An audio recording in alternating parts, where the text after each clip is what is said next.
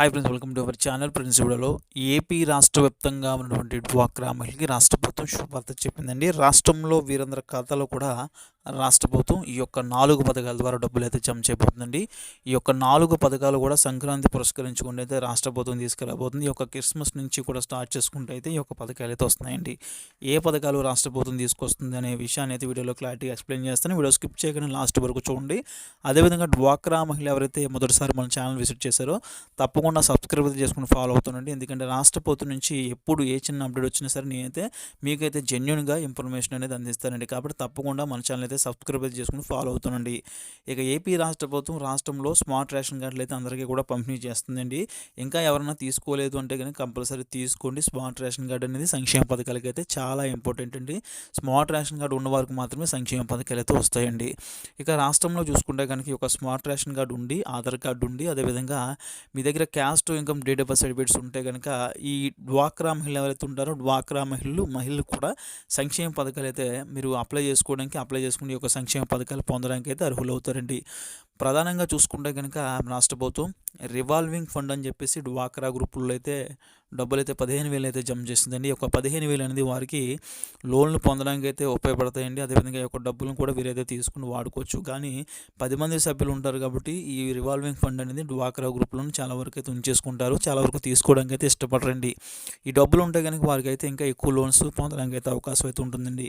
ఇక డ్వాక్రా మహిళలు చూసుకుంటే కనుక శ్రీనిధి పథకం ద్వారా లోన్స్ అయితే కల్పిస్తున్నారు. ఈ యొక్క లోన్స్ అనేది ఏ విధంగా వస్తున్నాయంటే గ్రూపులను కేటగిరీగా డివైడ్ చేసి మంచి గ్రూపులు ఉంటే చెడ్డ గ్రూపుల కింద డివైడ్ చేస్తారంటే సకాలంలో కట్టుకునే గ్రూపులు అండి, సకాలంలో కట్టలేని గ్రూపుల కింద డివైడ్ చేస్తారండి. అలాంటి గ్రూపులను చూసి వారికి 8 లక్షలు మంచి గ్రూపులకి, ఇక మిగతా గ్రూపులన్నిటికీ కూడా తక్కువ అమౌంట్ అంటే 6 లక్షలు 5 లక్షలు ఇలాగా తక్కువ ఇస్తారండి. మంచి బాగా కట్టుకునే వారు ఉంటే కనుక వారికి 8 లక్షలు ఇస్తారు.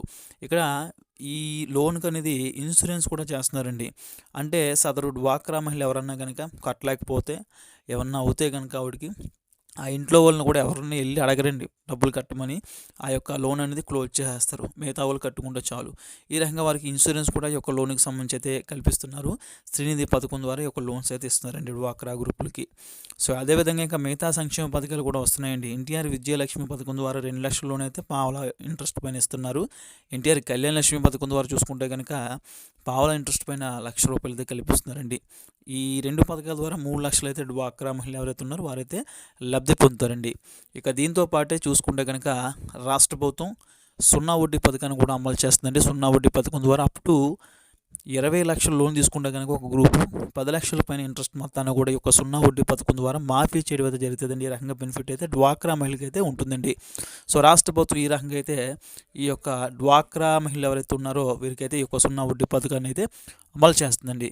ఇక దీని తర్వాత చూసుకుంటే కనుక ఆడబిడ్డ నిధి పథకం కూడా వస్తుందండి. ఆడబిడ్డ నిధి పథకం కూడా రాష్ట్రంలో ఉన్నటువంటి మహిళలు డ్వాక్రా మహిళకి సంవత్సరానికి 18,000 అనేది వీరి ఖాతాలో అయితే ఇవ్వబోతుందండి.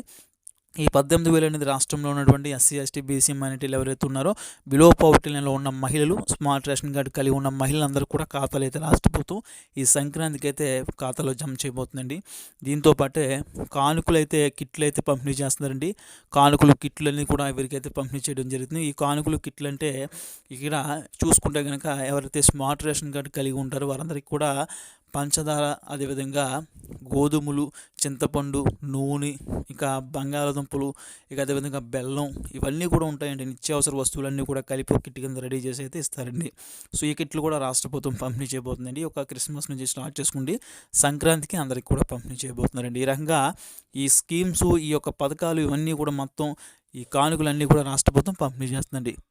ఈ యొక్క పథకాల ద్వారా చూసుకుంటే కనుక రాష్ట్ర ప్రభుత్వం డ్వాక్రా మహిళ ఎవరైతే ఉన్నారో వారికైతే లబ్ధి చేకూరుస్తున్నారండి. సో ఈ యొక్క సంక్షేమ పథకాల సంబంధించి రాష్ట్ర ప్రభుత్వం నుంచి ఎప్పుడు ఏ చిన్న అప్డేట్ వచ్చినా మీకు జెన్యున్గా ఇన్ఫర్మేషన్ అయితే అందిస్తాను. కాబట్టి తప్పకుండా మన ఛానల్ అయితే సబ్స్క్రైబ్ చేసుకుని ఫాలో అవుతుండండి.